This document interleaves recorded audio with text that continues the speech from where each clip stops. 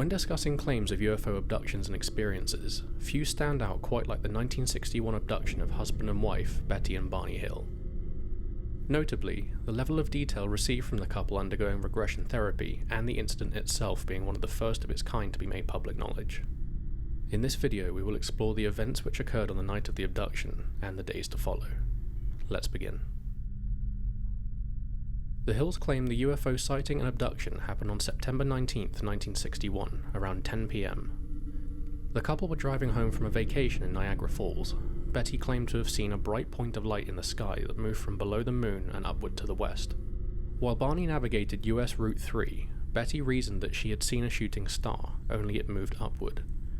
Since it moved erratically and grew larger as it was observed, Betty urged her husband to stop the car for a closer look, and so he pulled over in a nearby picnic area.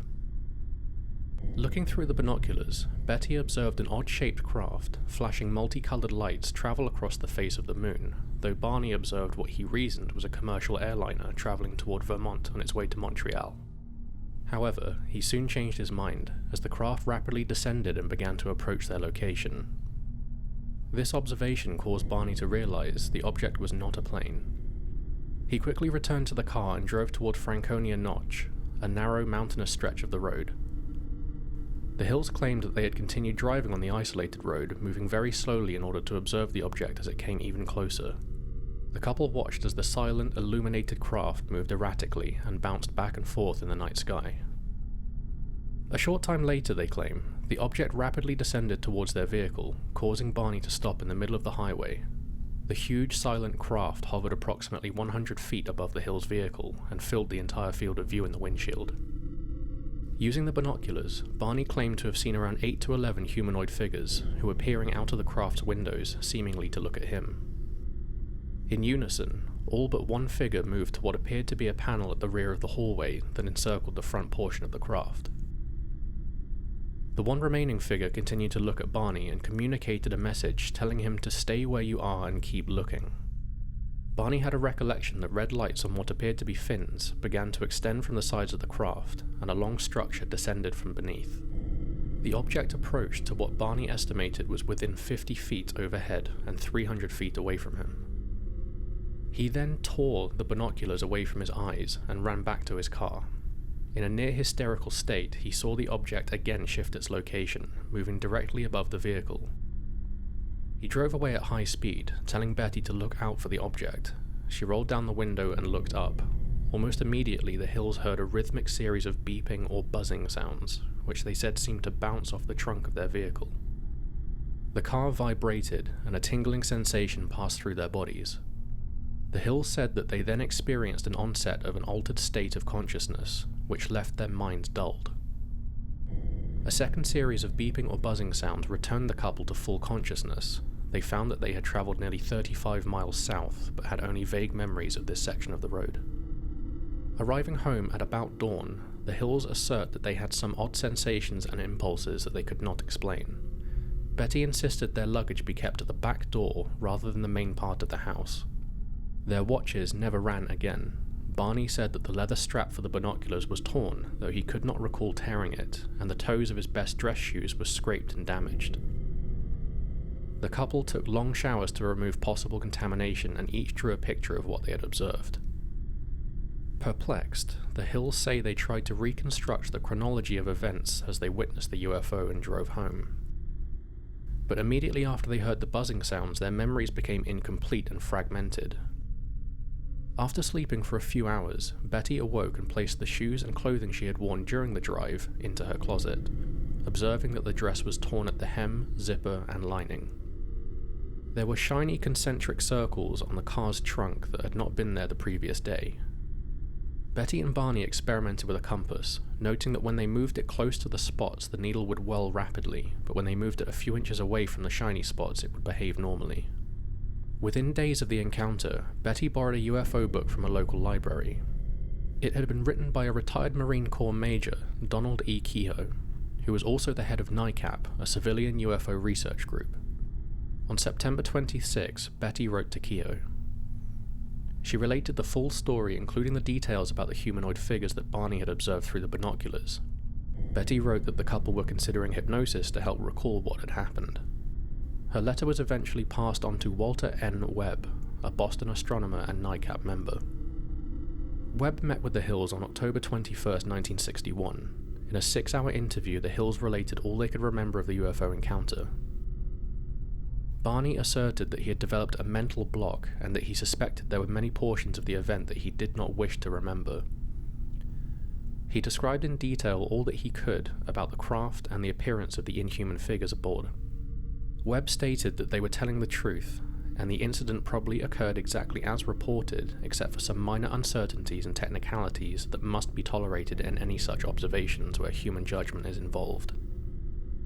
10 days after the alleged UFO encounter, Betty began having a series of vivid dreams. They continued for 5 successive nights.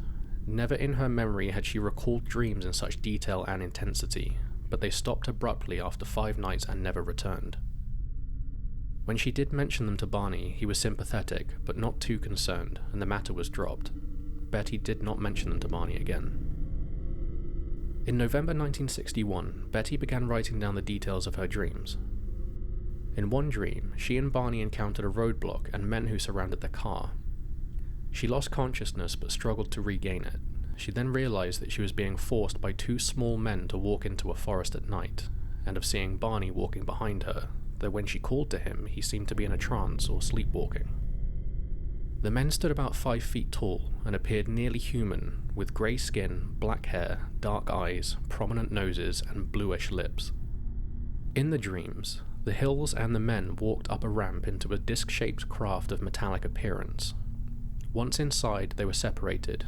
She protested and was told by a man that she called the leader that if the pair were examined together, it would take much longer to conduct the exams. She and Barney were then taken into separate rooms.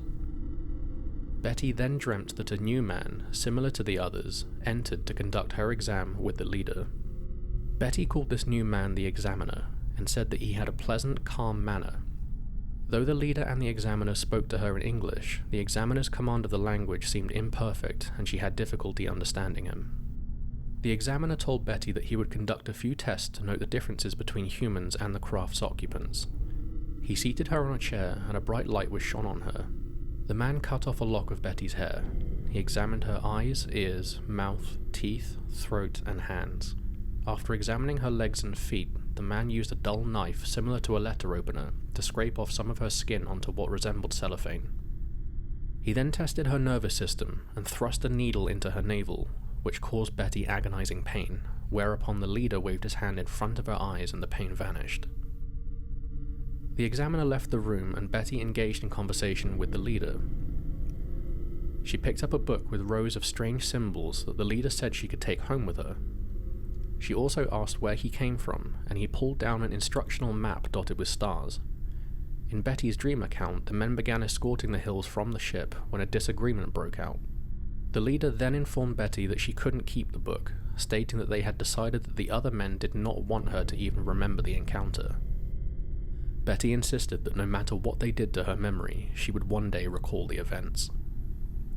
She and Barney were taken back to their car, where the leader suggested that they wait to watch the craft's departure. They did so, then resumed their drive. On November 25, 1961, the Hills were again interviewed at length by NICAP members, this time C.D. Jackson and Robert E. Homan. The subject of hypnosis came up when details of the expected and actual time they arrived home surfaced, and it was decided that it should be carried out in order to elicit previously irretrievable memories. On September 7, 1963, a Captain Sweat gave a formal lecture on hypnosis to a meeting at the Unitarian Church. After the lecture, the Hills told him that Barney was going to a psychiatrist, a Mr. Stevens, whom he liked and trusted. Captain Sweat suggested that Barney ask Stevens about the use of hypnosis in this case. When Barney next met with Stevens, he asked about hypnosis. Stevens referred the Hills to Benjamin Simon of Boston. The Hills first met Simon on December 14, 1963. Early in their discussions, Simon determined that the UFO encounter was causing Barney far more worry and anxiety than he was willing to admit. Though Simon dismissed the extraterrestrial hypothesis as impossible, it seemed obvious to him that the Hills genuinely thought they had witnessed a UFO with human-like occupants. Simon hoped to uncover more about the experience through hypnosis. Simon began hypnotizing the Hills on January 4th, 1964. He hypnotized Betty and Barney several times each, and the sessions lasted until June 6, 1964. Simon conducted the sessions on Barney and Betty separately, so they could not overhear one another's recollections. At the end of each session, he reinstated amnesia. Simon hypnotized Barney first. His recall of witnessing non-human figures was quite emotional, punctuated with expressions of fear and emotional outbursts. Barney said that due to his fear, he kept his eyes closed for much of the abduction and physical examination. Based on these early responses, Simon told Barney that he would not remember the hypnosis sessions until he was certain he could remember them without being further traumatized. I know this creature, this leader is telling me something. He's telling you something. How? How is he getting it to you? I can see it in his face. Do you see his lips move? Yes. No, his lips aren't moving. Yes, go on. He's telling you. And he's looking at me. What did he tell you?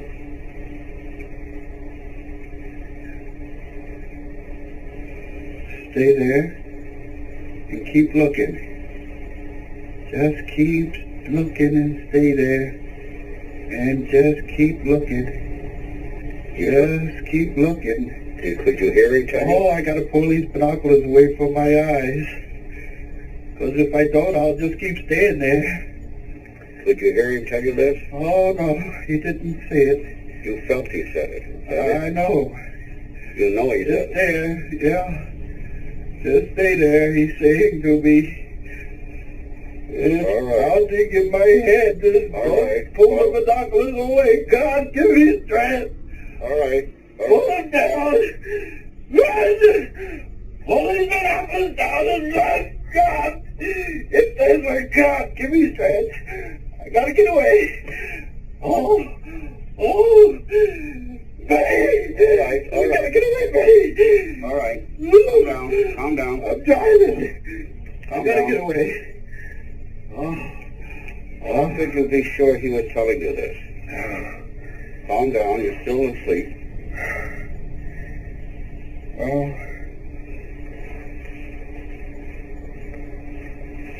How could you be sure he was telling you this? His eyes. I've never seen his eyes before. But you said they were friendly. You said they were friendly. Oh, no. Not the leaders. I said only he wasn't looking over his shoulder.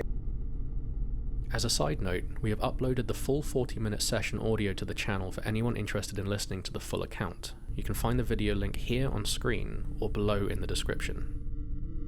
Under hypnosis, as was consistent with his conscious recollection, Barney reported that the binocular strap had broken when he ran from the UFO back to his car. He recalled driving the car away from the UFO, but that afterwards he felt irresistibly compelled to pull off the road and drive into the woods. He eventually sighted 6 men standing in the dirt road.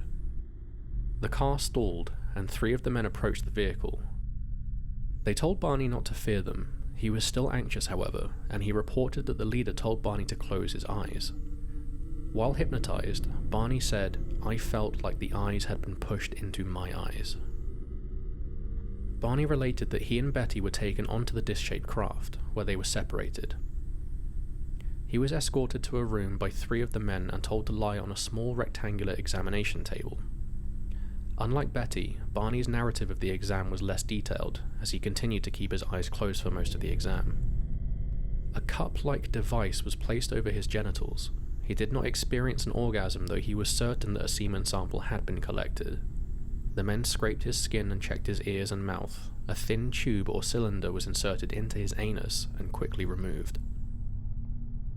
One of the beings felt his spine and seemed to be counting his vertebrae. Betty reported a conversation with the leader that she understood in English. Barney said that he had heard them speaking in a mumbling language that he did not understand, yet at the same time he also understood them in English.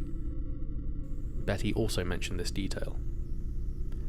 The few times they communicated with him, Barney said it seemed to be thought transference. Both Betty and Barney stated that they hadn't observed the beings' mouths moving when they were communicating in English. Betty exhibited considerable emotional distress during her capture and examination.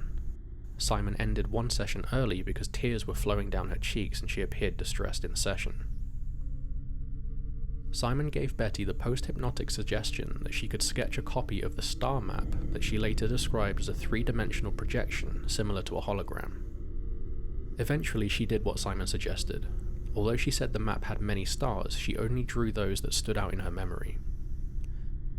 Her map consisted of 12 prominent stars connected by lines, and 3 lesser ones which formed a distinctive triangle. She said she was told the stars connected by solid lines formed a trade route, whereas dashed lines were less travelled stars. In 1968, Marjorie Fish of Oak Harbor, Ohio, read Fuller's Interrupted Journey, a book written as documentation of the Hill abduction. She was an elementary school teacher and amateur astronomer. Intrigued by the star map, Fish wondered if it might be deciphered to determine which star system the UFO came from. Assuming that one of the 15 stars on the map must represent the Earth's sun, Fish constructed a three-dimensional model of nearby sun-like stars using thread and beads, basing stellar distances on those published in the 1969 Gliese star catalogue. Studying thousands of vantage points over several years, the only one that seemed to match the Hill map was from the viewpoint of the double star system, Zeta Reticuli. While this case continues to be debated and discussed almost 60 years after its occurrence, the fact remains that details recovered under hypnosis, the similarity of both the Hill's claims, and the production of a star map from memory matching that of a legitimate neighbouring star system leave little to be argued. We hope you enjoyed the video. Please make sure to like and subscribe and join us on the new Discord server to discuss this and other topics covered within the channel. Until next time.